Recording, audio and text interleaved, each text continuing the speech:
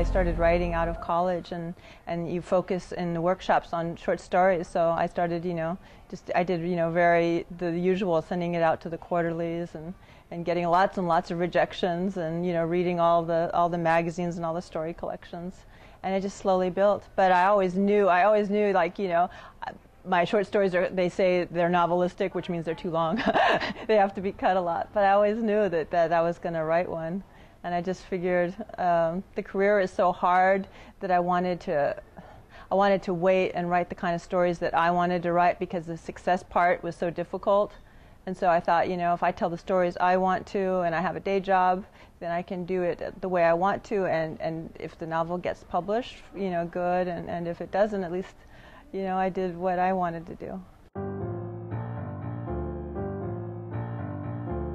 You write a short story like you get an idea or an image or a character, and you don't really know what you're going, and you just play with it. So it can be an experiment. It can be like even a voice experiment or a point of view. But with the novel, you have to have, I felt like I had to have a clear idea of a I hate to say theme, because that sounds like you're in school, but you have to have something to say. You can't just ramble, because there's some really great short story writers that try to write a novel like a short story, and it's really great for like 30, 40 pages, and then you start like flipping, because something has to happen. And so the character development is different, because a short story, you want to get to their heart, and you want to get there really quick and then get out. And with the novel, I found, and what interests me anyway, is that you have to be able to convey the passage of time in the characters and show their development, because if you jump, you don't take the reader with you on this voyage.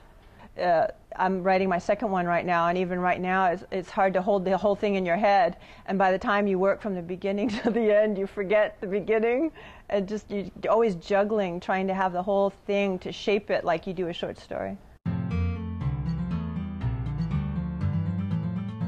When I decided on the story, it took me a year of reading, so I have this whole bookcase in my house full of, Vietnam, and most of it is nonfiction and all of that stuff, and I have notebooks, like 5 notebooks that I filled up with my little things that I wanted to have in there, and then after I wrote the first draft, I never referred to them again. So I said, you have to know it so well that it really becomes your life. It's like I read about the culture, I tried to learn a little bit of the language, I listened to the music, everything. But then you have to forget about it, because if you're holding on to those notebooks and saying, "Oh, I want to have it," it's gonna just be dead on the page. And so then when you're writing, it's like writing anything else. You gotta only care about the characters. And I tell people, I haven't been to Vietnam in person, and I tell people I was going to go, but then when I finally was so far into the book, I thought I don't need it to change, because my Saigon is the character's Saigon at that time, and it's not what you would go find now. Of course there are going to be similarities. It's the same country, but I wanted the whole country to be through their eyes and through their emotions, so that colors the place and all the facts too. You go to your first readings, and people will start talking to each other about your character, and this is such a private part of your life. It's like they're talking about your dreams, and it's out there, and and I have some women say, "Oh, I think she took too many risks. I didn't like how reckless she was," and then other people say, "Oh, it moved me so deeply." And it's interesting. A lot of women that had were like in high school or had fathers that went to Vietnam, and they said they didn't realize what really went on, because people don't want to talk about it. Veterans usually come home, and that's the taboo subject, and so they felt like reading this really opened up my eyes to what they went through.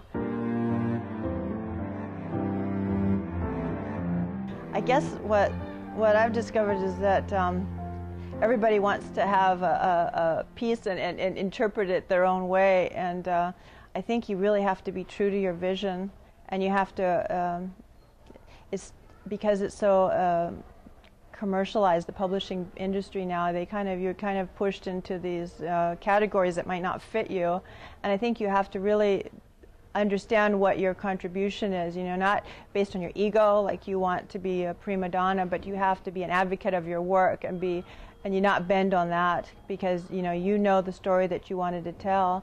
And if you think somebody can make it better, make the book better, always take that. But if somebody wants to change it and make it more commercial or make it more, appealing, you've got to hold out, because it's your vision, and you want to keep it as pure as possible for the reader.